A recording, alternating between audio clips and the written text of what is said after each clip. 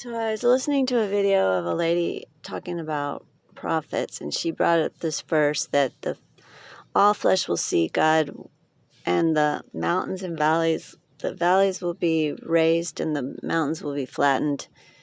And I don't remember every single word of the verse, but like the world will be, everything will be leveled. And I'm not saying that can't happen in the literal sense, but she was saying that she thought that the valleys represented maybe depression or illness or something.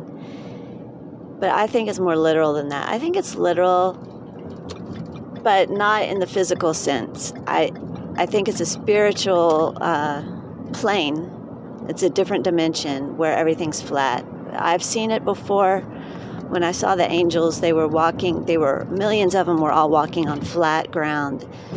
And there were no hills, there were no valleys, there were no mountains. The whole world was flat.